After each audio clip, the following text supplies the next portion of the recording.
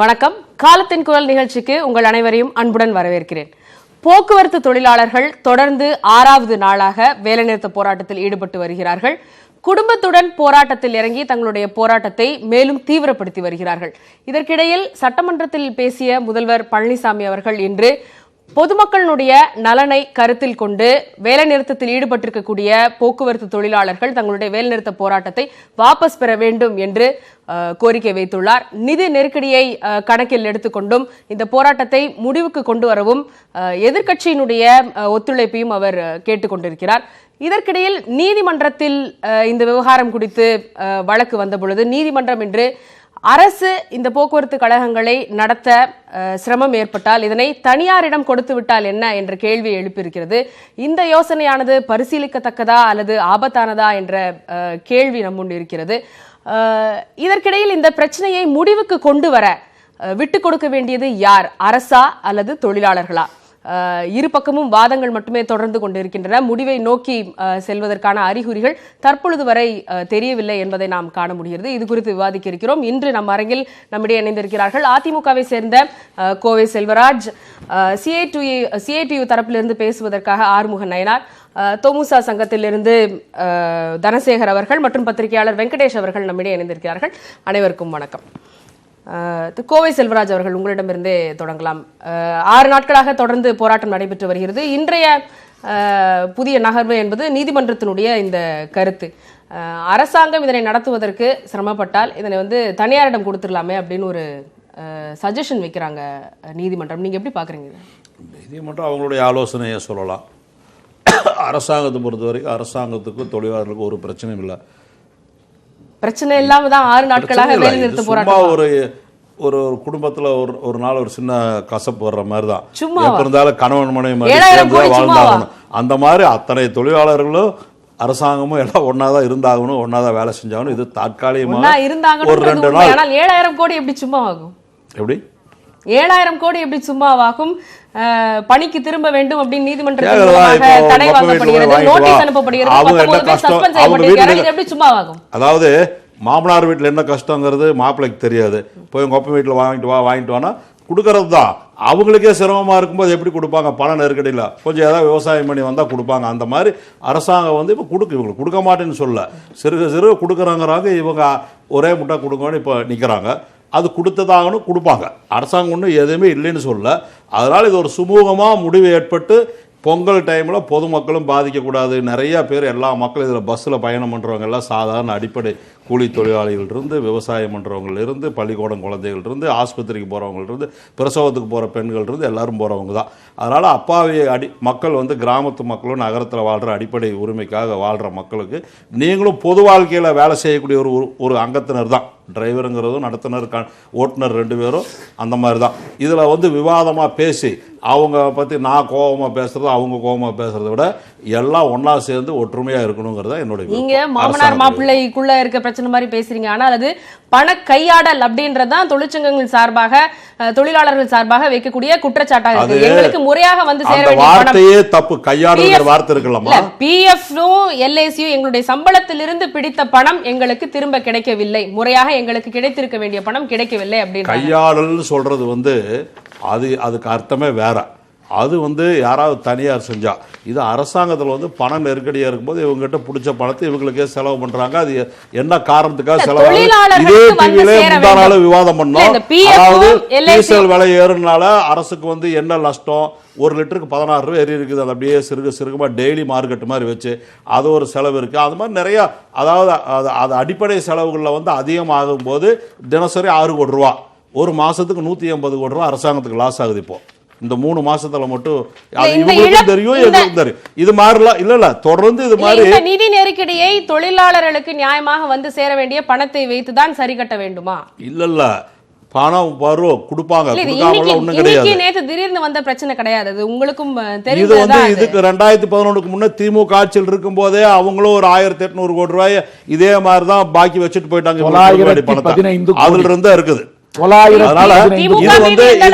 அரசியலுக்காக நான் பேசல. அதே போன்று 6 ஆண்டு காலத்தில் இருப்பதுதான் 7,000 கோடி. அரசியலுக்கு சார் ஒரு நிமிஷம் இருங்க. இல்ல சார், தப்பா சொல்லக்கூடாது. டென்ஷனா பேசிட்டு இருக்கீங்க. இல்ல, தப்பா ஏன் உங்க சொல்லக்கூடாது. கவர்மெண்ட்ல தப்பே பண்ணலையா? 915 கோடி தான் கவர்மெண்ட்ல தான் வைத்து பஸ் சென்றார்கள். டிப்போகளை அடமானம் வச்சாங்க. உங்க கவர்மெண்ட்ல தான் வந்து இந்த வழியே கொண்டு வந்தாங்க. பிஎஃப் பணம் கட்டாத வச்ச பிறகு நீங்க சரி செய்யுங்களா சார்? 915 கோடியும் அதுவும் பாக்கி பணம் தான். அதுவும் தொழிலாளர்களுக்கு வர வேண்டிய பணம் தான். ஆனால் இப்போ திமுக மீது எந்த அளவு குற்றம் சாட்டுகிறீர்களோ அப்ப அதை விட அதிகமான பணம் வந்து உங்க அரசுல இன்னும் தொழிலாளருக்கு சென்று சேரவில்லை. மோசமா இருக்கு. தொழிலாளர்களுக்கு நியாயமாக கிடைக்க வேண்டிய பணம் இப்போ அரசு ஊழியர்கள் இல்ல அரசு மருத்துவர்கள் அவங்களுக்கு கிடைக்க வேண்டிய பிஎஃப் பணத்துல இப்படி அரசாங்கம் கை வைக்குமா அப்படின்னு கேள்வி எழுப்புறாங்க தொழிலாளர்கள். இவங்களுக்கு அந்த பணம் எல்லாம் வருமா? ஒன்றும் பிரச்சனை இல்லை. இது வந்து ஒரு அண்டர்டேக்கிங். பஸ் போக்குவரத்து தொழிலாளர்கள் விஷயத்தில் வந்து ஒரு பிரச்சனை கிடையாது. இது வந்து அதாவது நான் அப்படியே சொன்னேன் இல்லையா சுருக்கமா, அது இதெல்லாம் குடும்ப பிரச்சனை. இப்போ இந்த தனியார் மயமாக்கலாம் அப்படின்ற நீதிமன்றத்தினுடைய அந்த ஆலோசனை எப்படி பாக்குறீங்க? நீதிமன்ற ஆலோசனை எல்லாமே சொல்லலாம். நீதிமன்ற ஆலோசனைகள் வந்து அரசு என்ன முடிவு எடுக்கும் அது எடுக்கும். அது பரிசீலிக்கத்தக்க ஆலோசனை பரிசீலிக்கிறது இல்ல. அரசு வந்து இன்னும் அதை பத்தி எந்த விதமான முடிவு எடுக்கல. அது முடிவு எடுக்கிறதுக்கு வந்து இன்னும் நாள் இருக்கு. இல்ல ஆபத்தான முடிவுன்னு சொல்ல மாட்டீங்க. எந்த ஆபத்தான முடிவு அரசு எடுக்காது. இல்ல தனியாருக்கு கொடுக்கலாம் அப்படின்ற அரசு தான் எந்த முடிவு எடுத்தாலும் தெளிவான முடிவு எடுக்கும். தவறான முடிவு என்னைக்கு எடுக்காது இதுவரை அப்படின்றதா குற்றச்சாட்டு. நிறைய முறை பேச்சுவார்த்தை நடத்தப்பட்டு விட்டது. ஒவ்வொரு முறையும் வாயால் வாக்குறுதிகள் கொடுக்கப்படுகின்றன, ஆனால் செயல்ல எதுவுமே இல்ல அப்படின்றதா குற்றச்சாட்டு. அரசு எந்த முடிவுமே எடுக்க மாட்டேங்குது அப்படின்றதான் முடிவெல்லாம் எடுத்து 4ஆம் தேதி போன 4ஆம் தேதி முடிவு எடுத்து ஒரு 20 சங்கங்கள்ல கையெழுத்து போட்டு ஒப்பந்தமே போட்டாங்க. அந்த ஒப்பந்தம் ஏத்துக்க முடியாது, அதை ரத்து பண்ணிட்டு புதுசா போடுங்கன்னு இவங்க சொல்றாங்க. அந்த ஒப்பந்தத்தை ஏத்துட்டு நீங்க வேலை செய்யணும்னு அரசாங்கம் சொல்லுது. இதுதான் கருத்து. கேளுங்க அவங்க கிட்ட. திரு ஆறுமுகன் அவர்கள், உங்களுடைய பதில். நீ இப்ப தொழிலாளர்கள் மீது இப்போ உங்க சைடு தான் வந்து பால் இருக்கு அப்படின்றாங்க. நீங்க தான் புதுசா ஒப்பந்தம் கொடுக்குறீங்க, நீங்க தான் வந்து புதிய கோரிக்கைகள் வைக்கிறீங்க, ஏற்கனவே ஒத்துக்கிட்டதன் அடிப்படையில் இல்லை அப்படின்றாங்க. இல்லை, நாங்கள் வந்து கிட்டத்தட்ட ஒரு 20 வரை அமைச்சரோட பேச்சுவார்த்தை நடத்தினோம். அமைச்சர் முறையில் பேச்சுவார்த்தை நடத்தினோம், அதிகாரிகள் மட்டத்திலும் பேச்சுவார்த்தை நடத்தினோம். முதல் பேச்சுவார்த்தை மார்ச் மாதம் நடைபெற்றது. மார்ச் 2ஆம் தேதி தான் முதல் பேச்சுவார்த்தை நடைபெற்றது. மார்ச் 2ஆம் தேதி முதல் பேச்சுவார்த்தைக்கு வரும்பொழுதே தொழிற்சங்கங்கள் அரசாங்கத்திட்ட எங்கள் சம்பளம் சம்மந்தமாகவோ எங்கள் கோரிக்கை சம்மந்தமாகவோ எதுவும் பேசலை. நாங்கள் வச்ச கோரிக்கை என்ன அப்படின்னா, கார்ப்பரேஷனுக்கு நிறைய நிதி நெருக்கடி இருக்குது. வழக்கமாக இந்த அரசாங்கம் போக்குவரத்து கழகங்களுக்கு என்று பட்ஜெட்டில் நிதி ஒதுக்குவதில்லை. நீங்கள் பட்ஜெட்டில் நிதி ஒதுக்காமல் போக்குவரத்து கழகங்களுக்கு பணம் வந்து சேராது. எனவே பட்ஜெட்டில் நிதி ஒதுக்கி விட்டு பேச்சுவார்த்தைக்கு வாங்க. நாங்கள் எங்களுக்கு ஒன்றும் பேச்சுவார்த்தை நடத்தி உடனடியாக பிரச்சனையை தீர்க்க வேண்டும் என்று சொல்லலை. நீங்கள் பேச்சுவார்த்தையில் பட்ஜெட்டுக்கு நிதி ஒதுக்கிட்டு பேச்சுவார்த்தைக்கு வாங்கன்னு சொல்லி அமைச்சர்கிட்ட சொன்னோம். அன்றைக்கி வேறு பேச்சுவார்த்தையே நடக்கலை. அப்புறம் அமைச்சர்கிட்ட சொல்லி முடித்தோன்னா நாங்கள் வந்து நிதியமைச்சரை போய் பார்த்தோம், முதலமைச்சருக்கு மனு கொடுத்தோம், நிதித்துறை செயலாளருக்கு சொன்னோம். இந்த போக்குவரத்து கழகங்கள் வந்து தமிழ்நாட்டில் சேவைத்துறையாக நடக்குது. இது வந்து அரசாங்கம் லாப நோக்கத்தோடு இயக்கலை. இப்போ லாப நோக்கத்தோடு இயக்காமல் சேவைத்துறையாக இருக்கக்கூடிய இந்த கழகங்களுக்கு அரசாங்கம் போதுமான நிதி ஒதுக்காத காரணத்தினால் ஒருபுறம் தொழிலாளர்களுடைய பணம் எடுத்து செலவு செய்யப்படுகிறது, மறுபக்கம் பேருந்துகள் வந்து 70% பேருந்துகள் காலாவதியான பேருந்துகள் ஓடிக்கொண்டிருக்கின்றன. எனவே இந்த பட்ஜெட்டில் போதுமான நிதி ஒதுக்க வேண்டும் என்று நாங்கள் சொன்னோம். ஆனால் பட்ஜெட் வரும் பொழுது பட்ஜெட்டிலும் நாங்கள் கேட்ட அடிப்படையில் நிதி ஒதுக்கலை. நிதி ஒதுக்கலைன்னு சொன்ன உடனே நாங்கள் மீண்டும் வந்து ஒரு வேலை நிறுத்த நோட்டீஸ் கொடுத்தோம். அரசாங்கத்திடம் பேசி பார்த்தோம். பிரச்சனை தீராமல் நாங்கள் கடந்த மே மாதம் வேலை நிறுத்தம் பண்ணோம். இந்த வேலை நிறுத்தத்துடைய கோரிக்கையை எங்கள் சம்பளமோ எங்களுடைய மற்ற சலுகைகள் நாங்கள் முதல் கோரிக்கை என்ன, அரசாங்கம் போக்குவரத்து கழகங்களுக்கு வரவுக்கும் செலவுக்குமான வித்தியாச தொகையை கொடுக்கணும். இந்த டெபிசிட்டை அரசாங்கம் கொடுத்தால்தான் ஒன்று தொழிலாளி பிரச்சனையும் தீரும், கார்ப்பரேஷனுடைய பிரச்சனையும் தீரும் என்று நாங்கள் வந்து கொடுத்தோம். அதுக்கப்புறம் வந்து வேலை நிறுத்தத்தை ஒட்டி 3 அமைச்சர்கள் எங்களோடு பேசுகிறாங்க. கல்வித்துறை அமைச்சர் செங்கோட்டையன் அவர்கள், மாண்புமிகு செங்கோட்டையன், அதே போல் மின்துறை அமைச்சர் சங்கமணி, நம்ம விஜயபாஸ்கர் போக்குவரத்து அமைச்சர் 3 பேரும் பேசினார்கள். எங்களோடு ஒரு ஒப்பந்தம் போட்டார்கள். அந்த ஒப்பந்தத்தில் செப்டம்பர் மாதத்துக்குள் நிதி பிரச்சனையை நாங்கள் தீர்த்துருவோம், தொழிலாளர்களுடைய பணம் பிடிக்க செய்யக்கூடிய பணம் அந்தந்த அக்கௌண்ட்டுக்கு செப்டம்பர் மாதத்தில் போய் சேர்ந்துடும், மொத்தமாக தொழிலாளர்கள் பணம் செலவழிக்கப்படுத்த பணத்தையும் நாங்கள் உரிய காலத்தில் கொடுத்துருவோம், நிதி பிரச்சனைக்கு நிரந்தர தீர்வு காண்போம் என்று செப்டம்பர் மாதம் வரைக்கும் எங்கள்கிட்ட அவகாசம் கேட்டாங்க. அந்த அவகாசத்திலே முடியாத காரணத்தினால்தான் இப்பொழுது மறுபடியும் பிரச்சனை உருவாகி இருக்கிறது. ஆனால் இப்போ எங்ககிட்ட இப்படி மொத்தமாக கேட்டால் என்ன பண்ணுவோம், நாங்கள் கொடுக்குறோம் அப்படின்றாங்க.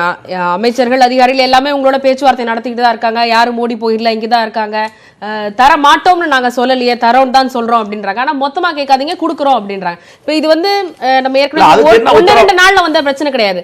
பல ஆண்டுகளில் வந்த இந்த பாக்கி தொகையை இப்போ கடைசி நேரத்தில் ஒரே நேரத்தில் கொடுங்க அப்படின்னு சொல்லி ஒரு நெருக்கடியை அரசுக்கு ஏற்படுத்தாத இப்படி ஒரு போராட்டம். நாங்கள் போட்ட அக்ரிமெண்ட்ல நாங்கள் ஒன்று உடனடியாக அக்டோபர் 1 பணத்தை கொடுங்க, நவம்பர் 1 கொடுங்கன்னு கேட்கல.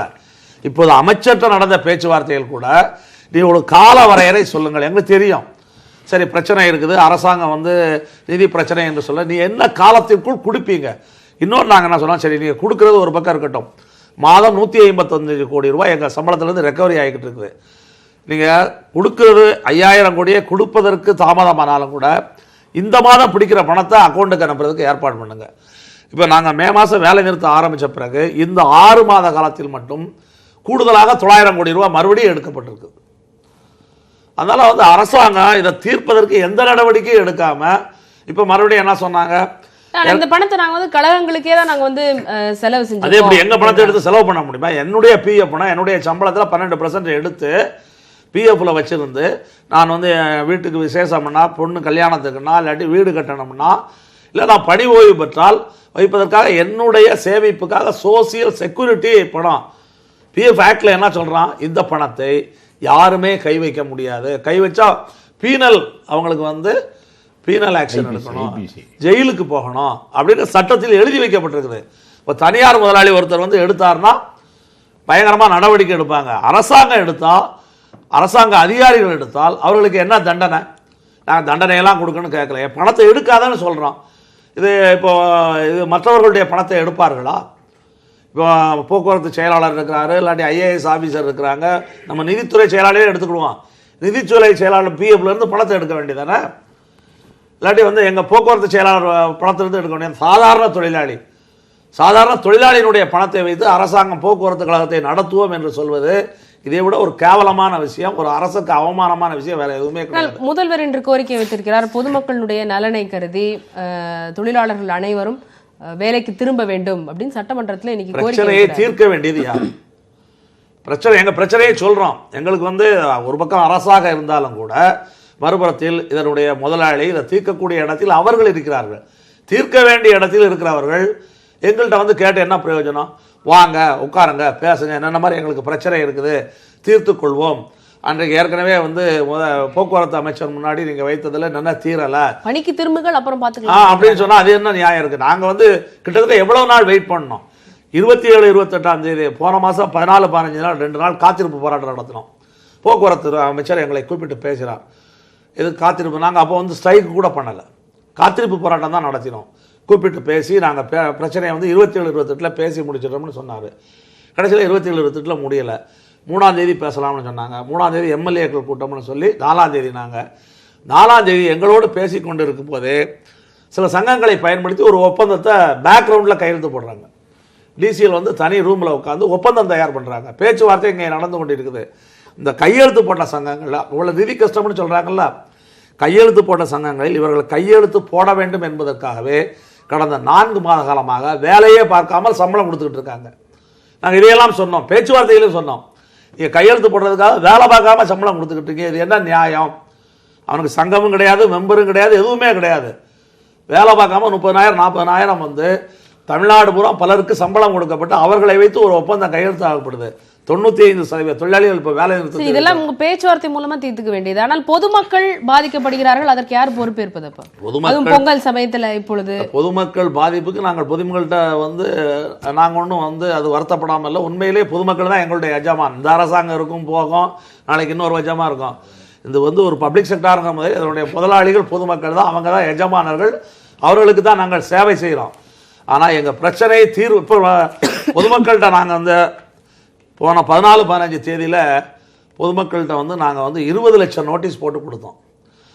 போன வருடம் ஒரு கிட்டத்தட்ட 50 லட்சம் நோட்டீஸ் போட்டு கொடுத்தோம். இன்றைக்கி தமிழ்நாட்டில் எங்கள் பிரச்சனை தெரியாத சாதாரண பொதுமக்கள் கிடையாது. பொதுமக்களுக்கு கஷ்டம்னு தெரியாது, ஆதரவு இருக்குன்றீங்களா? நிச்சயமாக இருக்குது. என்ன நீங்கள் வந்து ஒன்று வேண்டாம், உங்கள் நிருபர் ஒருத்தரையே கூப்பிட்டு பஸ் ஸ்டாண்டில் இருக்கக்கூடிய ஒரு பக்கம் என்னங்க டிரான்ஸ்போர்ட் ஒர்க்கர் பிரச்சனைன்னு கேளுங்க, அவங்க பணத்தை எடுத்து கவர்மெண்ட் செலவழிச்சு ஒட்டுமொத்த பொதுமக்களும் இவங்க சேர நியாயமா தர்மமான்னு சொல்லி ஊருக்குள்ள சாபம் விட்டுருக்கான். அதாவது ஒட்டுமொத்த பஸ்ஸையும் 4ஆம் தேதி அண்ணன் சொன்னார 4ஆம் தேதி பேசிட்டு இருக்கிறாங்க, பேச்சுவார்த்தை சாயந்தரம் வரைக்கும் நடக்குது. மத்தியானம் 2 மணிக்கே இவங்க வெளியே டெலிபோன்ல கூட்டு சொல்லி தமிழ்நாடு பூரா எல்லா இடத்துலயும் பஸ் நிறுத்தியாச்சு. பொதுமக்கள் நடு ரோட்ல நடு இதுல அப்பாவி மக்கள் இறக்கி விட்டாங்க. ஒரு கிராமத்துல இருந்து வர்ற மக்கள் சட்டசபையிலேயே அமைச்சர் அதை கேட்டாரு. என்ன கேட்டாரு? மத்தியானம் வந்து பேச்சுவார்த்தை இருக்கும்போது 2 மணிக்கு நடு ரோட்ல இறக்கி விட்டீங்களா, அது உங்களுக்கு தர்மமான?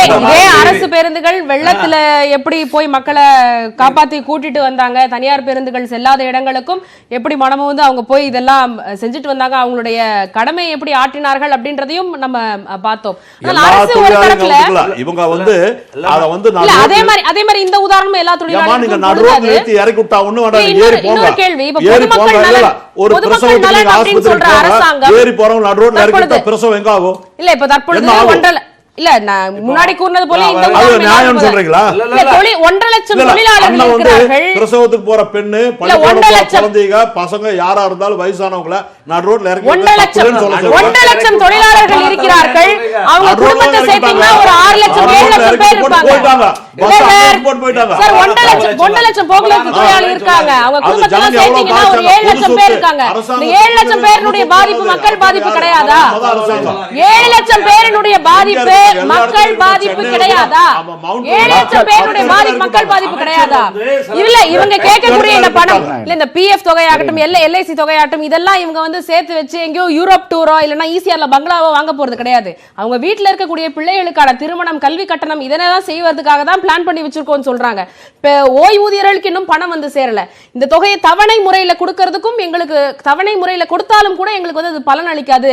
நாங்க பென்ஷனர் ஆனதுக்கு அப்புறம் வேற ஏதாவது சிறு தொழில் தொடங்கலாம் அல்லது வீட்டில் இருக்கக்கூடிய பசங்களுக்கு ஏதாவது உதவி செய்யலாம்னா கூட ஒட்டுமொத்தமாக இந்த தொகை கிடைத்தால் தான் ஏதாவது செய்ய முடியும் திட்டமிட்டு இருக்கிறோம். ஆனால் அந்த திட்டமெல்லாம் கனவெல்லாம் கலைந்து விட்டது அப்படின்னு சொல்றாங்க.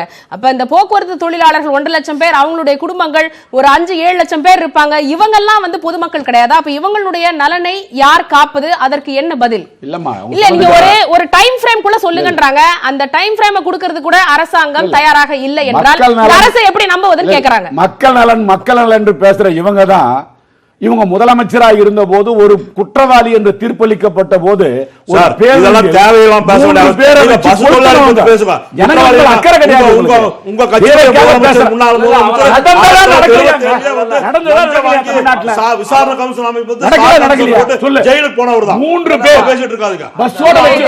பொதுமக்கள் நலன் இல்லையா? பிரச்சனை இவங்க வந்து தொழிலாளிகளுக்காக பேச வரலாமா? இவங்க இந்த அரசாங்கம் சொல்றாங்க மேடம், தொழிலாளிகள் என்ற பேர்வையில தொழிற்சங்கங்கிற போர்வையில பசுந்தோர் போல இவங்க வந்து மக்களுக்கு துரோகம் பண்றாங்க, ஏழை மக்களுக்கு துரோகம் பண்றாங்க, தொழிலாளிகளுக்கு துரோகம் பண்றாங்கம்மா. அந்த தொழிலாளிகள் பாவம், அவங்க வேலை போறதுக்கு ரெடியா இருக்காங்க. இவங்க வந்து கெடுத்து குடிசார் பண்ணிட்டு இருக்காங்க. இவங்களுக்கு வந்து கடவுளே மன்னிக்க மாட்டாங்க. அந்த தொழிலாளியோட சாபமே இவங்க சும்மா உங்க கட்சியோட தலைவர் அசைக்க முடியாது.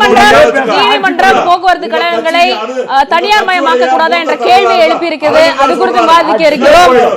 இந்த போராட்டத்தை அரசியலாக்க பார்க்கிறார்களா என்ற கேள்வி நம்முன் இருக்கிறது. காலத்தின் குரல் ஒரு இடைவேளைக்கு பிறகு தொடரும். காலத்தின் குரல் தொடர்கிறது. போக்குவரத்து தொழிலாளர்களுடைய வேலை நிறுத்த போராட்டம், அதை தொடர்ந்து முதல்வருடைய கோரிக்கை மற்றும் நீதிமன்றத்தினுடைய அணுகுமுறை குறித்து இன்று விவாதித்திருக்கிறோம். வெங்கடேஷ் அவர்கள், இந்த வேலை நிறுத்த போராட்டத்தை பொறுத்த வரைக்கும் போராட்டம், பேச்சுவார்த்தை இதெல்லாம் தாண்டி இந்த விவகாரத்தில் நீதிமன்றத்தினுடைய அணுகுமுறை எப்படி இருந்திருக்கிறது அப்படின்னு பார்த்துருக்கீங்க. பல்வேறு கருத்துக்களை அவங்க சொல்லிட்டு வந்திருக்காங்க. வேலை நிறுத்தத்துக்கு தடை, அப்புறம் இன்னைக்கு வந்து தனியாரிடம் கொடுத்து விடலாமே சிரமமாக இருந்தால் அப்படின்லாம் சொல்லியிருக்காங்க. எப்படி பார்க்குறீங்க நீதிமன்றத்தினுடைய அணுகுமுறை?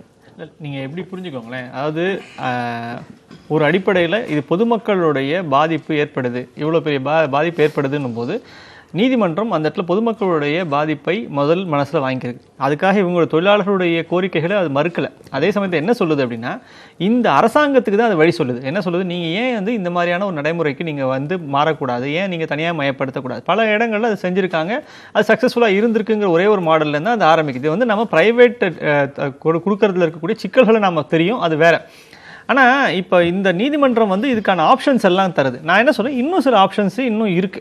நீதிமன்றம் பேச வேண்டிய நிறைய விஷயங்கள்ல இதுவும் இருக்கு. என்னன்னா, இப்போ எப்படியா இருந்தாலும் இன்னைக்கு இருக்கக்கூடிய இந்த நிலுவைத் தொகையை கண்டிப்பாக அரசாங்கம் இந்த தொழிலாளருக்கு கொடுத்து தான் தீரணும். அதை வந்து மறுக்கவே முடியாது. ஒன்று. ரெண்டு அம்சம். இப்போ அவர் நயினார் நாகேந்திரன் பேசும்போது, ஆறுமுக நயினார் பேசும்போது ஒரு விஷயத்தை சொன்னார். அதாவது எங்களுக்கு என்ன உத்தரவாதம் வேணும் அப்படின்னு ஒரு வார்த்தை சொன்னார். அந்த இடத்துல தான் நம்ம வந்து மிக முக்கியமான ஒரு இடத்துல வைக்கிறோம். இப்போ இவர்களுக்கும் நிச்சயமாக அரசாங்கத்திடம் இவ்வளவு பெரிய தொகையை கேட்பது அவர்களால் தர முடியாது என்பதெல்லாம் மிக தெளிவாக தெரியும். ஆனால் என்னன்னா, ஒரு ரோட் மேப் வேணும். என்ன ரோட் மேப்பு? நாங்கள் அடுத்த 6 மாதத்துக்குள் இந்த மாதிரியான தொகையை பிரித்து கொடுப்போம், அல்லது அடுத்த 6 மாதத்துக்கு இந்த மாதிரியான திட்டங்கள் எங்களிடம் இருக்கின்றன. இப்போ என்ன அடிப்படையில் பிரச்சனை? தமிழக அரசாங்கத்திற்கு இன்றைக்கு இவ்வளவு பெரிய அக்குமுலேட்டட் பணத்தை கொடுப்பதற்கு வழி இல்லை.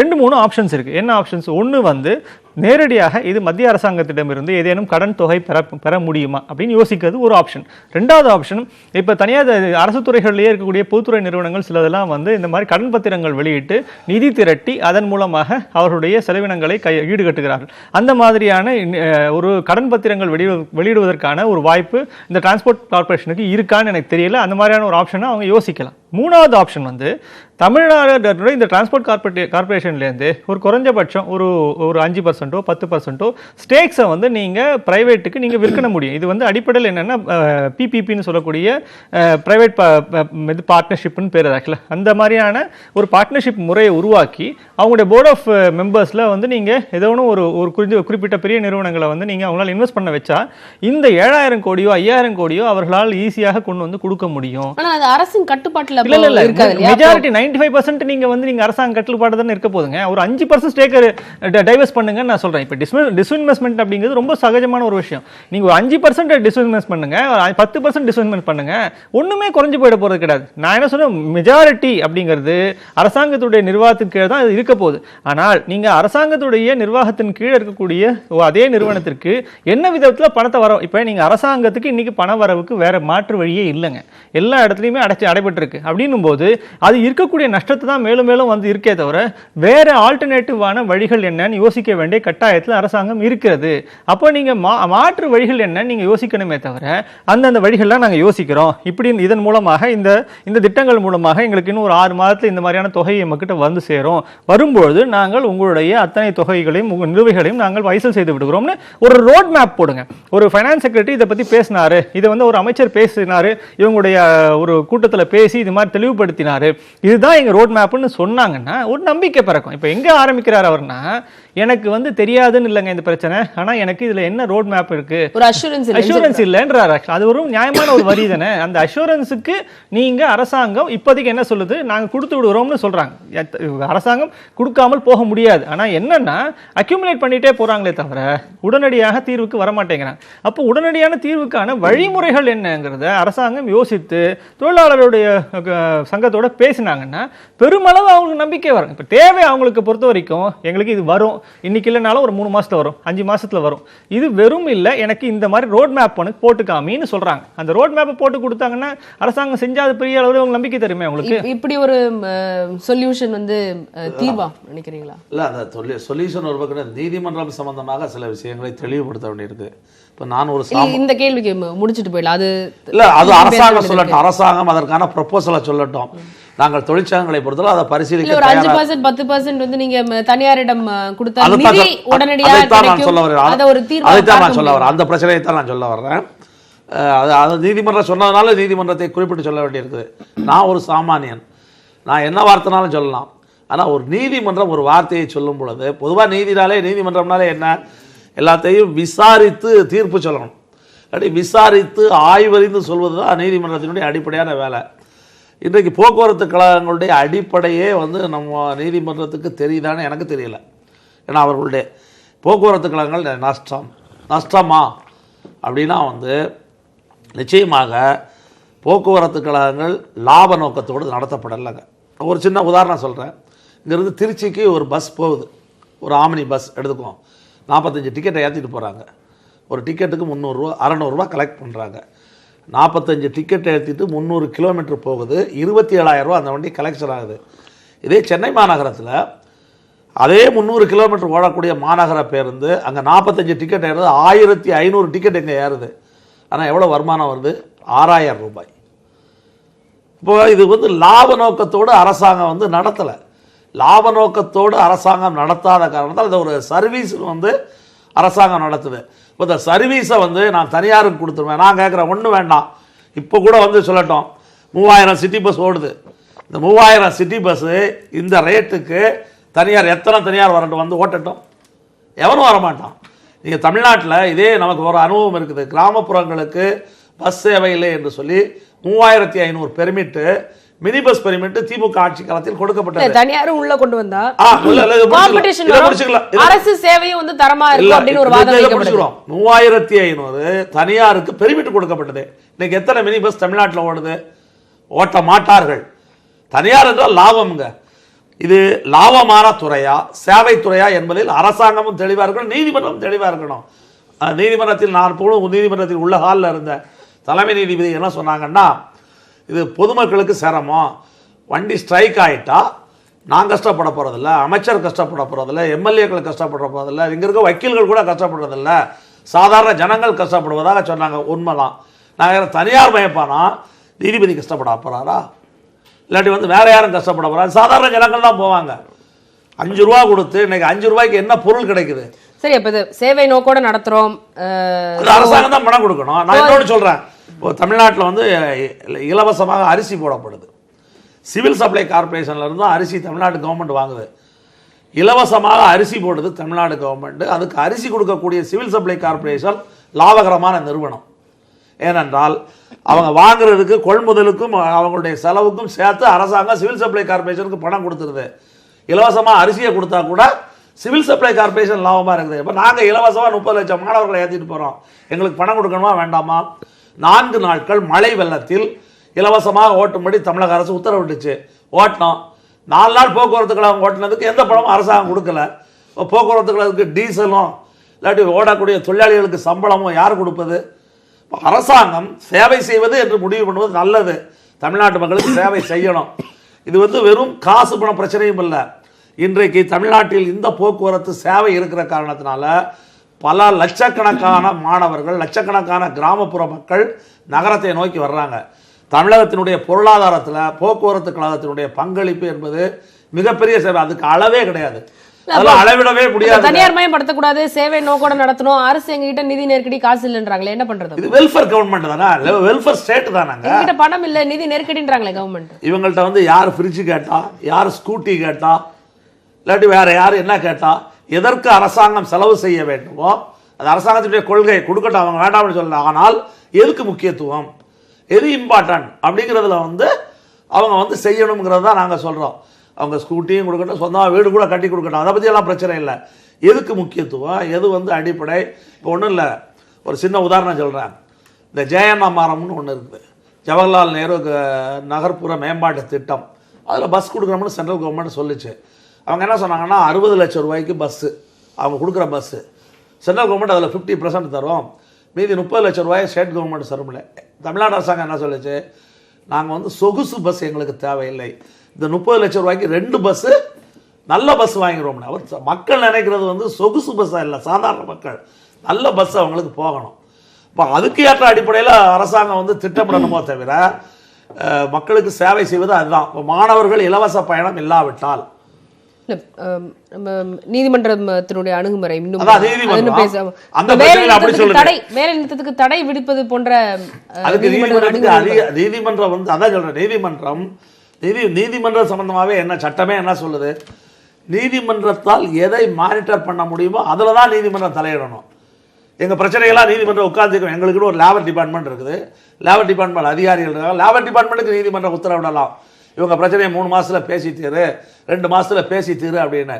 அதை விட்டு எல்லாத்தையும் இப்போ நர்ஸுகள் போராட்டம் நடத்துனாங்க. நீதிபதி என்ன சொல்கிறாங்க, அந்த அம்மா தலைமை நீதிபதி, 7000 ரூபாய் இஷ்டத்துக்கு சம்பளத்துக்கு இருந்தால் வேலை பாரு, இல்லாட்டி வந்து வேலையை விட்டு போன பிஎஸ்சி நர்சிங் படித்தவங்கள வந்து ஒரு தலைமை நீதிபதி கேட்குறாங்க. நேற்று கூட ஒரு அட்வொகேட் சொன்னார், நான் 1 லட்சம் ரூபாய்க்கு நீதிபதி ஆகிறேன், விட்டு கொடுப்பாங்களான்னு. நீதிபதிகளுக்கு எவ்வளோ சம்பளம் கொடுத்துருக்குறாங்க? 1 லட்சமாக இருந்த சம்பளத்தை 2.25 லட்சம். அவங்களுக்கு காரு ஃப்ரீ, அவங்களுக்கு பங்களா ஃப்ரீ, ஆள்லி ஃப்ரீ, எல்லாம் ஃப்ரீ. இது 7000 ரூபா சம்பளம் வாங்கக்கூடிய நர்ஸை பார்த்து என்ன கேட்குறாங்க நீதிபதி, 7,000 ரூபாய் சம்பளத்துக்கு இருந்தால் வந்து நீ வேலை பாரு, இல்லாட்டி வீட்டை விட்டு வேலையை விட்டு போட சொல்கிறாங்க. இப்போ நீதிமன்றம் என்பது வந்து பொறுப்போடு இருக்க வேண்டும்.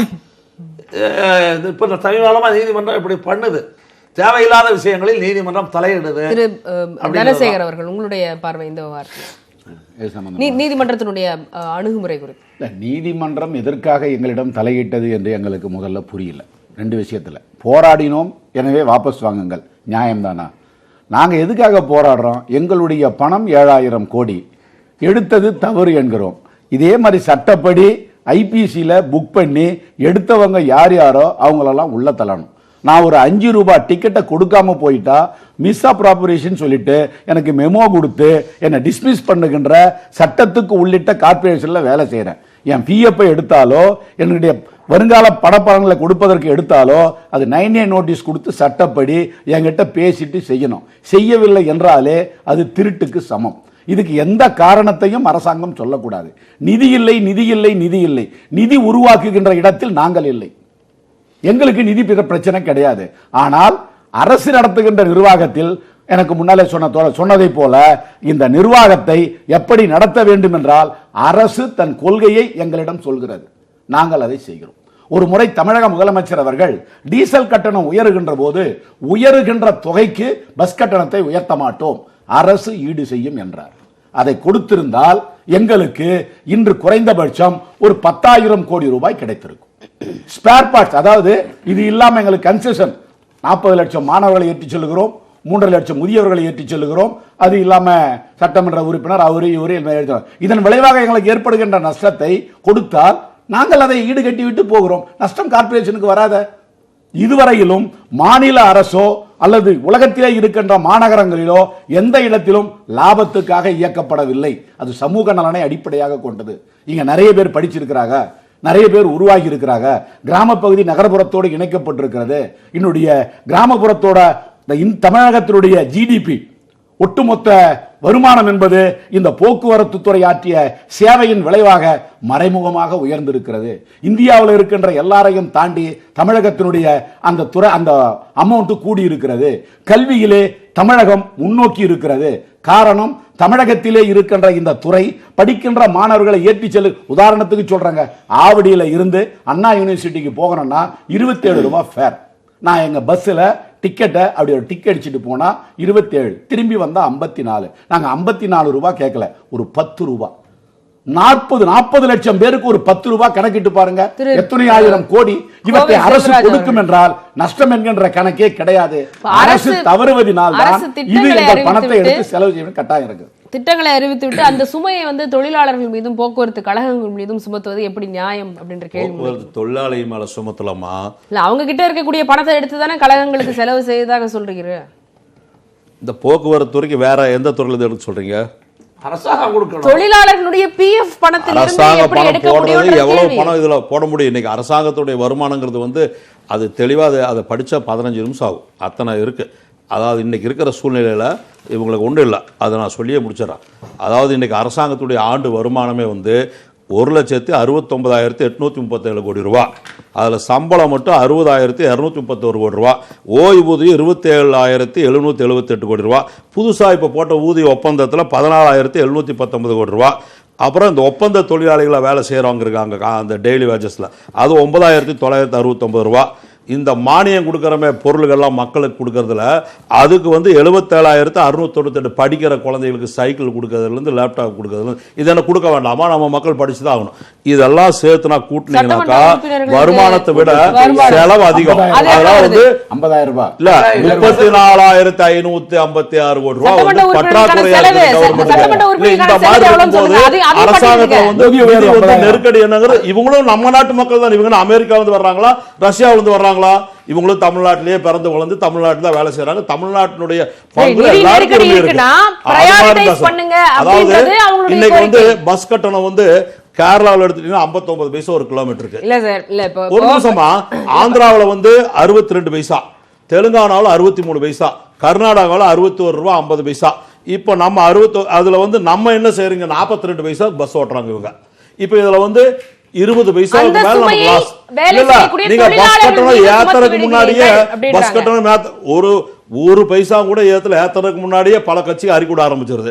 நீ எப்படி பஸ் கட்டணம் ஏற்ற வேண்டாம், இல்லை ஒரு நிமிஷம் பஸ் கட்டணம் ஏற்றக்கூடாது, டீசல் விலை ஏறினாலும் அதுக்கு பணம் கவர்மெண்ட் போடணும். அப்ப எல்லா நஷ்டத்தையும் எப்படி ஒரு எத்தனை நாளைக்கு அரசாங்கத்திற்குரிய செலவுகளை முன்னுரிமை கொடுத்து பிரையாரிட்டைஸ் பண்ணுங்க, எதுக்கு எவ்வளவு செலவிட வேண்டும், எது முக்கியம் என்று ஒரு பட்டியல், முக்கிய பட்டியல் எது பிரையாரிட்டைஸ் பண்ணுங்க. சாதாரண கிராமத்து மக்களுக்கு நகர மக்களுக்கு என்ன வசதி இருக்கு அந்த அடிப்படை வசதி வேணும், செஞ்சு கொடுக்கணும். போக்குவரத்து அடிப்படையான விஷயம், அதற்கு செலவிட வேண்டும் என்றால் வேற எங்க இருந்து அதை குறைக்க முடியும்? இதை விட இப்ப மத்திய அரசு வந்து எல்லா துறைகளுக்கும் ஒவ்வொரு துறைகளுக்கு கொடுத்துருக்கிற மானியத்தையும் குறைச்சிட்டு வர்றாங்க. அப்ப அந்த மானியம் வராது. இங்க மக்களுக்கு எப்படி தமிழ்நாட்டுல வந்து இன்னைக்கு வந்து வருஷத்துக்கு 6000 கோடி ரூபாய் அவங்க கொடுத்தது முதல்ல 42% கொடுத்துட்டு இருந்தாங்க. அப்புறம் 49 ஆச்சு. இப்ப அது என்ன 10% வளர்ந்த மாநிலம், அதனால இந்த மாநிலத்துக்கு வந்து 10% குறைக்கிறோம். வளராத மாநிலத்துக்கு அதிகம் சொல்லி நமக்கு வந்து 10% குறைச்சிட்டாங்க. கொடுக்கிற நிதியிலேயே வரியிலிருந்து வரக்கூடிய நிதியில 10% குறைச்சிட்டாங்க. அது ஒரு ஆண்டுக்கு 6000 கோடி ரூபாய் நமக்கு வராம நிக்குது. யாரும் மானியத்துல கைவிங்க இல்ல ரேஷன் சிஸ்டத்தை கைவிங்கன்னு சொல்லல. வாக்கு வங்கிக்காக அறிவிக்கப்படக்கூடிய இலவச திட்டங்கள், இதுக்கான வாக்கு வங்கிக்காக மக்களுடைய அடிப்படை உரிமைக்கு அவனுக்கு ஏழையா இருக்கிறோம், ஏழையா இருக்கணுமா, அவன் வளரக்கூடாதா? கொடுக்காதீங்க, லேப்டாப் கொடுக்காதீங்க, சைக்கிள் கொடுக்காதீங்க, ஏழை மக்களுக்கு அரிசி போடாதீங்கன்னு நீங்க சொல்லுங்க. ஸ்கூட்டியும் டிவியும் அடிப்படை உரிமையா? மக்களுக்கு கொடுக்கிறது மாதிரி இதெல்லாம் வந்து மக்கள் வந்து அரசாங்க வேலைக்கு போறவங்களுக்கு வந்து 25,000 ரூபாய் மானியம் கொடுக்கறதுல தப்பு இருக்கு. இல்ல, மக்கள் எதற்கு போராடுகிறார்கள்? கல்வி கட்டணத்தை குறைங்கன்னு போராடுகிறார்களா? அரசு மருத்துவமனைகள்ல நல்ல டாக்டர் வேணும் போராடுறாங்களா? இல்ல இப்படி இந்த மாதிரி போக்குவரத்து கழகங்கள் போராடுறாங்களா? இல்ல ஸ்கூட்டி டிவி வேணும் போராடுறாங்களா? ஆஸ்பத்திரியில டாக்டரே வேண்டாம், நர்ஸும் வேண்டாம், நல்ல டாக்டரே போடாதீங்கன்னு சொல்றேன். என்னமா பேசுறீங்க? மக்கள் கேக்குறது கேள்வியை புரிஞ்சுக்கோங்க. என்ன விவாதம்னு இல்ல, கேள்வியை புரிஞ்சுக்கோங்க. நீங்க மக்கள் கேக்குறது, மக்கள் இததான் கேக்குறாங்க. நானு மக்கள் ஸ்கூட்டி கிரைண்டர் கொடுத்தாங்களே சேர்த்துதான் சொல்றேன். அது ஏன் கொடுத்தாங்க? ரெண்டு அரசாங்கத்துக்கு சேர்த்து தான் சொல்றேன். ஸ்கூட்டி டிவி வேண்டும் என்று இந்த இடத்துல மக்கள் போராட்டம் நடைபெறவில்லை. வந்து இந்தியாவிலேயே தமிழ்நாட்டு மக்களுக்கு வந்து எல்லா அடிப்படை காரணம் இன்னைக்கு படிப்பறிவுல வந்து முதலிடத்தில் இருக்கிறோமா? அது காரணம் என்ன? இதெல்லாம் கொடுத்து படிக்க யாருமே கேள்வி கேட்கல. கல்விக்கு செலவு செய்த யாருமே கேள்வி கேட்கல. இல்ல, இவ்வளவு ஸ்ட்ரைக் நடக்கக்கூடிய இந்த நேரத்துல கூட சட்டமன்ற உறுப்பினர்களுக்கு பேருந்து போயிட்டு இருக்கு. சட்டமன்ற உறுப்பினர்களுக்கான ஸ்பெஷல் பேருந்து போயிட்டு இருக்கு. இங்க ஒரு சொல்ற கேளுங்க, அரசாங்கத்துடைய ஒன்று செய்யாதுன்னு சொல்றதுக்கு இந்த நிகழ்ச்சி நடத்தலாம். மக்களுக்கு வந்து எல்லா உதவியும் செய்ய சொல்லுங்க. நீங்க சொல்றீங்க நல்ல டாக்டர் கேட்டாங்களா? நல்ல டாக்டர் கேட்டாங்களா? படிக்கிற கட்டணம் கட்ட சொல்லி கேட்டாங்களா? படிக்கிற கட்டணம் கட்டுவாங்களா? எல்கேஜி தரகருக்கு முன்னாடியே 60,000 கட்டுறது கியூல நிக்கிற வசதியானவா? அரசாங்கத்தினுடைய வருமானத்தை பெருக்கிறதுக்கு வழி இருக்குதுங்க. அது ஒரு அரசாங்கம். நான் என்ன கேட்கிறேன், எத்தனை லட்சம் கோடி ரூபாய் கிரானைட் கொள்ளையடிக்கப்பட்டது? அரசாங்கத்துக்கு சொந்தமான கிரானைட் கொள்ளையை ஏன் அரசாங்கம் தடுக்கல? மணலை ஏன் தடுக்கவில்லை? கிரானைட்டையும் மணலையும் அதே மாதிரி வந்து தூத்துக்குடி கரையில் இருக்கக்கூடிய அந்த இந்த மணல், இதெல்லாம் தலைமறைவா இருந்தது யாரு? எந்த கட்சி தலைவர்? அரசியல் பேசாதீங்க. அரசியல் பேசுற அரசியல்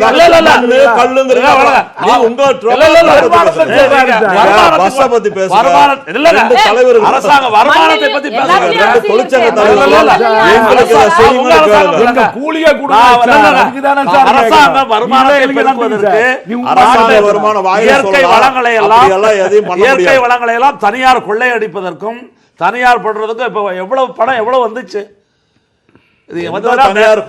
மதுரை பக்கம் தாங்க, மேலூர்ல இருக்கக்கூடிய பல மலைகளையே காணவில்லை. 2006 இருந்து 2000 நியாயம் பேசுறாங்க. இப்ப இதெல்லாம் மினிமம் கேக்குறேங்க. அரசு துறையில இருக்கிற ஊழியர்களுக்கு, அரசு துறையில இருக்கிற ஊழியருக்கு மந்திரி கிட்ட இருக்கிற கார் டிரைவர் சம்பளம், நீதிபதி கிட்ட இருக்கிற கார் டிரைவர் சம்பளம், ஆவின்ல இருக்கிற டிரைவர் சம்பளம், ஐஆர்டில இருக்கிற டிரைவர் சம்பளம். இவங்க எல்லாம் 4 வீலர் ஓட்டுறாங்க, நாங்க 6 வீலர் ஓட்டுறோம். அவங்க எல்லாம் சில பேர் கார்பரேஷன் ஊழியர்கள் ஜடப்பொருளை ஏத்தி போறாங்க. நாங்க உயிருள்ள 2 கோடி பேரை ஏத்தி போறோம். அவங்க சம்பளத்துக்காவது எங்க சம்பளம் இருக்கணும்னு கேக்குறது எப்படிங்க தப்பா இருக்கும்? அண்ணா கேக்குறாரு இல்லையா, 6 வருஷமா ஓய்வு பெற்ற பிறகு 7000 கோடியில் நான் உட்பட என் மகளுக்கு திருமணம் செய்தேன், வங்கியிலே கடன் வாங்கி செய்தேன். எனக்கு 6 லட்சம் ரூபாய் இந்த நிர்வாகம் தர வேண்டும். 6 லட்சம் ரூபாய்க்கு நான் பஞ்சாப் நேஷனல் வங்கியில் வட்டி கட்டி கொண்டிருக்கிறேன். காலாகாலத்தில் கொடுத்திருந்தால் அந்த வட்டி தொகை எனக்கு மிச்சம் அல்லவா? அதை செய்ய தவறியது அரசாங்கம். அதற்கு நான் எப்படி கோபப்படாமல் இருப்பது? எப்படி கேட்காமல் இருப்பது? என்ன நியாயம் இது? இந்த நியாயத்துக்கு அரசாங்கம் சொல்லுகிற பதில் என்ன? பணம் இல்லை. பணம் இல்லை என்றால் என் பாக்கெட்டிலே இருந்து எடுக்கலாமா? நியாயமா அது? என் பணம், provident fund, gratuity, commutation, leave salary என்று நான் சேமித்து வைத்த பணம் ஓய்வு பெற்று நான் வெளியே செல்லுகின்ற போது அன்றைய தேதியிலே கொடுக்க வேண்டும். அரசு துறையில் கொடுக்கப்படுகிறது, மின்சாரத்துறையில் கொடுக்கப்படுகிறது, நீதிமன்ற துறையில் கொடுக்கப்படுகிறது. போக்குவரத்து தொழிலாளிக்கு கொடுக்க மறுப்பது ஏன்? நான் உங்களை நம்பித்தானே வந்தோம், அரசாங்கத்தை நம்பித்தானே வந்தோம். அரசாங்கம் எல்லாம் எங்களுக்கு கொடுத்திருந்தால் இந்த பிரச்சனை என்ன? இப்பொழுது ஒப்பந்தம் போட்டோம். ஒப்பந்தத்தில் அமைச்சர் சொன்னார், எங்களுக்கு உண்மையை பார்த்துங்க, இது மாநகர போக்குவரத்து கழகம் போட்டுக்கிறது. குறைந்தபட்ச ஊதியம் 2684, அதிகபட்ச ஊதியம் 10332. இது 5ஆம் தேதி போட்டது. இது இண்டுல வந்தது, அமைச்சர் கொடுத்தது. இப்பொழுது இன்றைய தினம் வந்திருக்கிறது பாருங்க, 4602 ரூபாய் உயர்வு. எது உண்மை? ஒப்பந்த காப்பி எங்க? யாருகிட்ட கொடுத்தீங்க? நீங்க போட்டுக்கிறீங்க. அதிமுக தொழிற்சங்கமோ ஆள் இல்லாத தொழிற்சங்கமோ ஒரு ஒப்பந்தத்தை போட்டுட்டு இப்படி ஒரு விளம்பரம் வருது, எங்களுக்கு ஒரு தகவல் கொடுத்து கூட சொல்றாரு. 1996 எங்க ஒப்பந்த டேட் வித்தியாசம் காட்டுறாங்க பாருங்க மேடம். 31/8 இப்ப உங்க ஆபீஸ்ல தான் எடுத்த இந்த தந்திய 31/8/2016 என் ஊதியம் 16,968. இன்னைக்கு என் ஊதியம் 21,570. இதை கேட்கல அமைச்சர் மந்திரிகளே, இதை கேட்கல அண்ணனே. 1/9/2016 என் ஊதியம் என்ன? அதுதான் எங்க கேள்வி. அதுல போட்டா இவ்வளவு வித்தியாசம் வருமா? நீங்க 2.57 என்பது 14.4%, 2.44 என்பது 8.44%. எது சார் உயர்வு? 8.44 கொடுத்துட்டு எல்லாரை விட உயர்வு நீங்க விளம்பரம் கொடுக்கிறீங்களே, நியாயம் தானா? அரசு பணத்தில் ஒரு பொய்யான விளம்பரம். நாங்க கேட்டா இது அரசியலா? சொல்லுங்க. நீங்க கொடுத்த விளம்பரம், நீங்க கொடுத்திருக்கிற டாக்குமெண்ட், இத நீங்க கொடுத்த அரசாங்கம் கொடுத்த இண்டுல கொடுத்த 5ஆம் தேதி கொடுத்த அறிக்கை முன்னுக்கு பின் முரணாக இருந்து நாங்க போய் குழப்பறோம். இத படிச்சிட்ட தொழிலாளி எப்படி சார் வேலைக்கு வருவான்? நீங்க அமைச்சர் சொல்றீங்க பேச மாட்டோம். நான் கேட்கிறேன், முதல் உலகப் போர், 2ஆம் உலகப் போர், பல உயிர்களை பலி வாங்கிய போர் பேச்சுவார்த்தையில் முடிந்தது. ஆனால் போக்குவரத்து துறை அமைச்சர் மக்களின் மீது அக்கறை இருந்திருந்தால் பேச வந்திருக்க வேண்டும். பேசுகிறேன் என்று சொல்ல வேண்டும்.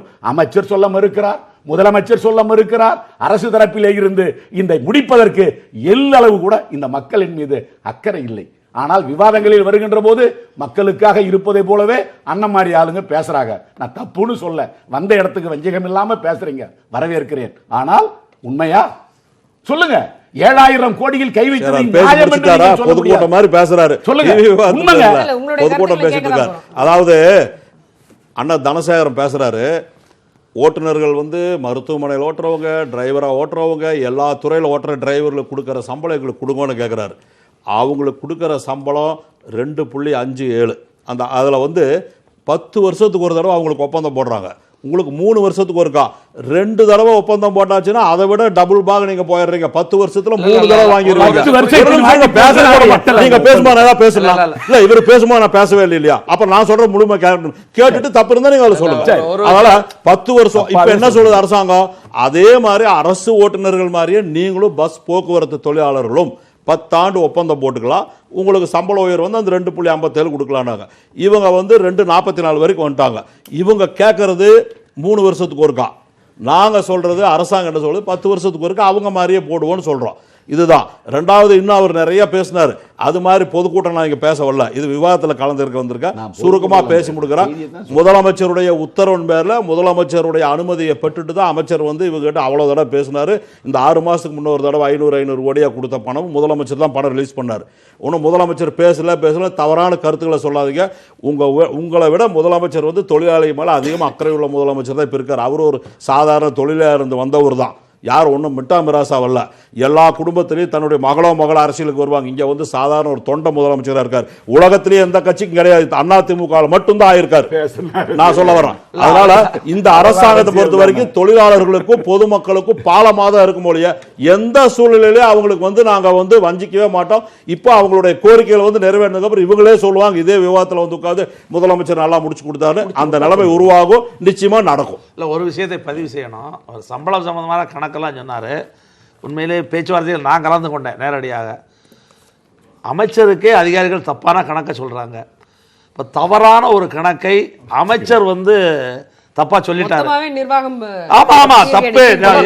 நான் எந்த மேடையில்னாலும் சரி, பகிரங்கமானாலும் சரி, இந்த டிவியில்னாலும் சரி, எங்க கழக அதிகாரிகள் கொடுத்த கணக்கு அப்பட்டமான ஒரு தப்பான கணக்கை கொடுத்து அதை பாவம் மந்திரி நம்பி படிச்சுக்கிட்டு இருக்காரு, அதை அண்ணன் வந்து பேசுறாரு. அதெல்லாம் தயவு செய்து கணக்கு விஷயத்தில் அதிகாரிகள் அப்பட்டமாக தப்பு செஞ்சாங்க. அமைச்சர் கூட இந்த டிவியை பார்த்தாரா செய்யட்டும். நான் அமைச்சர் முன்னாடியே சொன்னேன், உங்க அதிகாரிகள் கொடுத்துருக்கக்கூடிய தப்பு கணக்கு தப்பு, இந்த கணக்கை நம்பாதீங்கன்னு சொல்றேன். இப்பவும் சொல்கிறேன், அமைச்சரும் சரி முதலமைச்சரும் சரி. இல்லாட்டி நேற்று கூட வந்து ஃபைனான்ஸ் செக்ரட்டரி, எனக்கு ஆச்சரியமாக இருக்குது, தமிழகத்தினுடைய நிதித்துறை செயலாளர் ஒரு தப்பான கணக்கை சொல்றாருன்னா எனக்கு ரொம்ப உண்மையிலே தமிழ்நாட்டினுடைய நிதி நிலைமை கஷ்டம் தான். ஒரு நிமிஷம் இருங்க. 10 வருஷத்துக்கு இல்ல, ஒரு 10 வருஷத்துக்கு முன்னாடி ஒப்பந்தம் சொன்னாரு. 10 நிமிஷத்துக்கு ஒப்பந்தம் சொன்னாருல்ல, 10 ஆண்டுகளுக்கு அவங்க போட்டு வந்த ஒப்பந்தத்தை நாங்க 3 வருஷத்துக்கு போட்டு வந்து கூட இன்னும் 4000 ரூபாய் வித்தியாசம் இருக்கேன்னா, இன்னும் 4000 ரூபாய் வித்தியாசம் இருக்கு. ஒரு முறை போட்டு பேசலாம், ஒரு சின்ன இடைவெளி எடுத்துக்கலாம். போக்குவரத்து தொழிலாளர்களுடைய வேலைநிறுத்த போராட்டம் அது அடுத்த கட்டமாக எப்படி செல்ல போகிறது, நீதிமன்றத்தினுடைய அணுகுமுறை எப்படி இருக்குது என்பது குறித்தெல்லாம் விவாதித்திருக்கிறோம். இந்த நிகழ்ச்சியில் இந்த தலைப்பில் தங்களுடைய இறுதி கருத்துக்களை கேட்பதற்கு மட்டுமே இப்போ நேரம் இருக்கிறது. திரு செல்வராஜ், இப்படி வாங்க. இறுதியிலும் இறுதி. ஓகே, பேச்சுவார்த்தை ஒரு இறுதிக்கு வந்தா நல்லா இருக்கும் அப்படின்றதா எல்லாருடைய எதிர்பார்ப்பு. சரி, வெங்கடேஷ் அவர்கள் உங்களுடைய அடிப்படையில் இவர் பேசும்போது, ஆறுமுகனார் பேசும்போது ஒரு விஷயத்தை சொன்னார். என்னன்னா, இந்த வெல்ஃபேர் ஸ்டேட் அப்படிங்கிற விஷயத்தையும் அரசாங்கம் தான் இதுக்கான தொகையை இழப்பீடை தரணும் அப்படிங்கிறதும் அந்த ஒரு தொழிற்சங்கத்தினுடைய பார்வையில் அது மிகச்சரி. அதில் வந்து எந்த விதமான குறையும் கிடையாது. ஆனால் என்ன இன்னைக்கு இந்திய அளவில் நடந்திருக்கக்கூடிய மிக முக்கியமான மாற்றம் என்னென்னா, இந்த வெல்ஃபேர் ஸ்டேட்டுங்கிற கான்செப்ட் படிப்படியாக இன்றைக்கி தகர்ந்து கொண்டு வருகிறது. அரசாங்கத்தை எல்லாமே இலவசமாக வழங்கும் அல்லது மானியங்களை கொடுத்து அதை காப்பாற்றும் அப்படிங்கிற நிலைமை எல்லா மத்திய அரசாங்கமும் சரி மாநில அரசாங்கத்தை இது படிப்படியாக விழுந்து கொண்டு இருக்கிறது. அது முடியாதுங்கிற ஒரு இடத்துக்கு வந்துட்டு இருக்கும். அப்போது அந்தந்த துறைகளாக இருந்தாலும் அதை அவங்களுடைய குறைஞ்சபட்சம் பிரேக் ஈவனோடு நடத்த வேண்டிய தேவை ஒன்று உருவாகியிருக்கிறது. அது நீங்கள் மாநில அரசாங்கங்கள் புரிந்து கொள்ள வேண்டும். அதனுடைய பல்வேறு துறைகள் அதை புரிந்து கொண்டு அதை வந்து எவ்வளோ தூரம் ப்ராஃபிட்டபிளாக நடத்தணும். ப்ராஃபிட்டபிள் நான் சொல்லலை, குறைஞ்சபட்சம் பிரேக் ஈவன் ஆகாவது செய்யணும். நீங்கள் வந்து வரவுக்கும் செலவுக்குமான இடையில் இருக்கக்கூடிய இந்த இடைவெளியை வந்து இனிமே கொண்டு அரசாங்கம் தந்து நிரப்பும் அப்படின்னு நம்ம எதிர்பார்க்கவே முடியாது. நீங்கள் கண்ணெதில் பார்த்தீங்கன்னா, நீங்கள் ரேஷன் அரிசியிலேருந்து ஆரம்பித்து கேஸ் மானியத்திலேருந்து ஆரம்பித்து எல்லா இடத்துலையும் படிப்படியாக இந்த விதமான அந்த இடைவெளிகளை முன்னால் வந்து அரசாங்கங்கள் இட்டு நிரப்பின. அதற்கான தொகையை வந்து அரசாங்கங்கள் வந்து தர முடிந்தது. இனிமே கொண்டு அந்த சிந்தனை போக்கு இன்னைக்கு மாறிக்கொண்டிருக்கக்கூடிய சூழல இருக்கும். இப்போ அரசாங்கங்கள் வந்து சிந்தனை போக்கு மாறுதுன்னு சொல்றதா இல்ல அரசு தன்னுடைய பொறுப்பை தட்டி இல்ல சிந்தனை போக்கே மாறி போச்சுங்க. மிகப்பெரிய சிக்கலே வந்து இன்னைக்கு வந்து என்னன்னா, அந்தந்த துறைகள் தாங்கள் காப்பாற்றிக் கொள்ள வேண்டிய தேவைக்கு ஒவ்வொரு துறையும் தன்னை ஈடுபடுத்திக் கொள்ள வேண்டும். இதை வெறும் சேவை துறையாக மட்டுமே பார்ப்பது என்ற ஒரு பார்வை இன்றைக்கு குறைந்து போய்விட்டது. அது வந்து பல இடங்கள்ல அது கிடையாது. இன்னைக்கு அது மிகப்பெரிய இந்த யதார்த்தத்தை நம்ம அக்செப்ட் பண்ணிக்கணும். இந்த யதார்த்தத்தை தான் நம்ம நோக்கி போக வேண்டிய கட்டாயம் இருக்கு. அப்போ எந்த துறையாக இருந்தாலும் சர்வைவல் ஆஃப் தி ஃபிட்டஸ்ட் இல்ல சர்வைவல் ஆஃப் ஃபிட்டஸ்ட் இல்லங்க. ஆக்சுவலா நான் இந்த தொழிலை செய்கிறேன் அப்படின்னா இது இந்த தொழிலின் மூலமாக வரக்கூடிய வருவாயும் இதில் இருக்கக்கூடிய செலவுகளும் நான் வந்து கட்டுப்படுத்தக்கூடிய அளவுக்கும் சமப்படுத்தக்கூடிய அளவுக்கும் அது இருக்க வேண்டிய தேவை இருக்கிறது. இந்த சிந்தனை போக்கு இன்னைக்கு இந்தியா ஃபுல்லா எல்லா துறைகளுக்கும் ஏற்பட்டு வருது. இது தவறு ரைட்டு, இதை வந்து செய்யக்கூடாதா, அரசாங்கம் பொறுப்பை கை கழுவிட்டதா, எல்லா கேள்வியும் நானும் அதை கேட்க தயார். ஆனால் இப்படித்தான் நிலைமை இருக்குங்கிறது நம்ம அக்செப்ட் பண்ணிக்கணும். நான் சொல்றேன், இதுதான் இன்னைக்கு இருக்கக்கூடிய மாற்றத்துக்கு இந்த மாற்றத்தை புரிந்து கொள்ள வேண்டிய கட்டாயத்தை அடிப்படையிலேயே சார் சொல்றது வந்து இன்றைய சூழ்நிலைக்கு சொல்றாரு. ஆனா அடிப்படையிலேயே நாம எந்த நிலைமைக்கு சுதந்திரம் பெற்று மக்களை வழிநடத்தி செல்லுகிறோமோ அதற்கு நேர் எதிரான கருத்து அது. மக்கள் நலனை கருத்தில் கொண்டுதான் அரசு இயங்க வேண்டும். ஆனால் ஒரு சில தனிநபர்களை மையமாக வைத்துக்கொண்டு அரசு பணங்களை எல்லாம் அவர்களுக்கு கொடுத்துவிட்டு அந்த பணத்தை அந்த சுமையை இன்று இருக்கின்ற இந்த பொருளாதார சீர்திருத்தத்துக்கு ஏற்றாற்போல் ஏற்றுக்கொள்ள வேண்டும் என்கின்ற சிந்தனை போக்கு சமீப காலமாக மேலோங்கி கொண்டு வருகிறது. அது அடித்தட்டிலே இருக்கின்ற மக்களை பாதிக்கும். நாங்கள் இப்பொழுது சொல்வதெல்லாம் சாதாரண மக்களுக்கு சேவை செய்கின்ற இந்த மாநில அரசின் நிலை சரியானது. போக்குவரத்து துறையில் 20,000 பஸ்ஸில் 18,000 பஸ் தான் இயங்குது. அதுவும் அதில் பாதி பஸ் நகர்ப்புற வழித்தடத்தில் மிகவும் குறைந்த அளவில் சாதாரண மக்களுக்கு பயணம் செய்வதற்கு வசதி ஏற்படுத்தி கொடுக்கிறது. இந்த நிலை நீடித்தால் சமூகத்தினுடைய அடித்தளத்திலே இருக்கின்ற மக்கள் வாழ்வாதாரம் உயரும். கல்வி மேம்பாடு, சுகாதாரம், இப்படிப்பட்ட நிலைமைகளில் இது உயரும். எனவே இந்த சிந்தனை போக்கு பொதுத்துறையில் இது நீடிப்பதினால்தான் மக்களுக்கு கிடைக்கிறது. அதில் இருக்கின்ற சிரமங்களை எந்தெந்த வகையில் தீர்க்கலாம் என்று பேசலாமே தவிர அது அடிப்படையிலேயே மாற்றி அவர்கள் காலிலேயே நிற்க வேண்டும் என்றால் ஒவ்வொரு துறையும் லாப நோக்கத்துடன் இந்த வேலைநிறுத்த போராட்டத்துக்கு என்ன தீர்வு? இந்த வேலைநிறுத்த போராட்டத்துக்கு தமிழகத்திலே இருக்கின்ற முதலமைச்சர் அழைத்து தொழிற்சங்கங்களை பேசி உள்ள நிலைமைகளை விலக்கி மற்ற பொதுத்துறை நிறுவனங்களோடு இருக்கின்ற அளவுக்கு ஈடுகட்டி அந்த கொடுக்கின்ற விஷயங்கள் பணத்தொகைகளுக்கெல்லாம் ஒரு உத்தரவாதத்தை குறுகிய காலத்தில் கொடுத்து இந்த நிலைமைகளை சீர்படுத்தினாலே இது முடிவுக்கு வரும். பொங்கலை பொங்கலாக கொண்டாடலாம். இல்லை என்றால் முதலமைச்சர் அதிலே இருந்து தவறுகின்ற பட்சத்தில் நெருக்கடிக்கு எல்லாருமே உள்ளாக வேண்டி இருக்கும் என்பதை இதன் மூலம் தெரியுது. சேவைத்துறையாக நீடிக்க வேண்டுங்க. முதலாளிகளுக்கு 5 லட்சம் கோடி கடன் தள்ளுபடி செய்யப்பட்டிருக்கு சார். அதையெல்லாம் வந்து நான் அந்த புள்ளிவரங்களோடு வரல. அதுவும் நாட்டு மக்களுக்கு செல்லக்கூடிய சேவைக்கான செலவையும் பார்த்தா மலைக்கும் மடுவுக்குமானது. இது ஒரு சேவைத்துறை, சாதாரண ஜனங்கள் பயன்படுத்துகிறது. இப்போ இந்த பிரச்சனைக்கு தீர்வு எங்களை அழைத்து பேசி பிரச்சனைக்கு தீர்வு கண்டு பேச்சுவார்த்தையின் மூலமாக தீர்க்க முடியும் என்ற நம்பிக்கை என்பது இருக்குது. அதனால் தீர்த்தலாம். அது ஒரு பெரிய விஷயமே கிடையாது. பேசி தீர்க்க வேண்டும் என்பது தான். பொதுவாக தொழிற்சங்கத்தை பொறுத்தளவில் தொழிற்சங்கத்தில் எங்கே நாங்கள் ஒன்று சொல்லுவோம், தொழிற்சங்கத்துக்கும் முதலாளிகளுக்குமான உறவு வந்து வின் அண்ட் வின் சிச்சுவேஷன் இருக்கணும். அவரும் தோற்கக்கூடாது, நானும் தோற்கக்கூடாது, நானும் ஜெயிக்கக்கூடாது, அவரும் ஜெயிக்கக்கூடாது. 2 பேருமே வந்து சமநிலையில் இருக்க வேண்டும். அப்போ தான் தொழில் அமைதி இருக்கும். அதைத்தான் நாங்கள் வந்து விரும்புகிறோம். அதுக்கேற்ற அடிப்படையில் அரசாங்கம் வந்து எங்களோடு பேசி பிரச்சனைக்கு சுமூக தீர்வு காண வேண்டும் என்பதுதான் எங்களுடைய வேண்டுகோள். அதாவது தொழிலாளர்களுடைய பிரச்சனையை நமக்கு வந்து கிடைக்க வேண்டிய பலன், நம்முடைய அடிப்படை உரிமைகள் என்ன, அதை மட்டும் கண்ணில் எடுத்துகிட்டு போனால் பிரச்சனை இருக்காது. இதில் அரசியல் பூந்துக்கிறனால தான் இந்த பிரச்சனை வந்து அரசியல் உள்நோக்கத்தோடு போகிறதுனால தான் இவ்வளோ பிரச்சனை காரணம். அதெல்லாம் அரசியலை விட்டுட்டு தொழிலாளர்களுடைய நலனுக்காக மட்டும் தொழிற்சங்க தலைவர் செயல்பட்டால் அரசியலுக்காக போராடுகிறார்கள்னு சொல்வீங்களா? அரசியல் கூட சேர்ந்து செயல்படுறதுனால தான் இவ்வளவு போராட்டம் காரணமே. 90,000 பேர் அதிமுக மெம்பருங்க, அவங்களும் வந்து போராடுறாங்க. இவங்க வந்து நடந்த ஆர்ப்பாட்ட போட்டோ ஜெயலலிதா படத்தை வச்சுட்டு அதிமுக கொடி இன்னைக்கு வந்து ஒரே நிமிஷம் இப்போ வந்து விவாதங்களா பேசியோ சண்டை போட்டு பேசுறதுக்காக இங்க யாரும் வரல. தொழிலாளர்களுக்கு அவங்களுடைய அடிப்படை உரிமைகள், அவங்க கேட்குற கோரிக்கைகள் நிறைவேற்றி கொடுக்க அரசும் வந்து செய்யணும்னு விரும்புது. பொருளாதார சூழ்நிலை அப்படி இருக்கிறார் வழிய கண்டிப்பாக அவங்களுக்கு கொடுப்பாங்க, எல்லாமே செய்வாங்க. சம்பளமும் நல்ல சம்பளம் தான் கொடுத்துட்டு இருக்காங்க. சந்தோஷமா வாங்கிட்டு பொங்கலுக்கு மக்களை மகிழ்விக்கிறதுக்காக நீங்க எல்லாரும் பஸ் ஓட்டணும்னு வேண்டுகோள் விடுக்கிறேன். இந்த அரங்கத்தில் நடந்த பேச்சுவார்த்தை வந்து இனிதே முடிவடைகிறது. ஆனால் அரசுக்கும் இடையிலான அந்த பேச்சுவார்த்தையும் இதே போன்ற ஒரு சுமூகமான முடிவை அனைவருடைய எதிர்பார்ப்பும். காலத்தின் குரல் திக்கெட்டும் பரவட்டும்.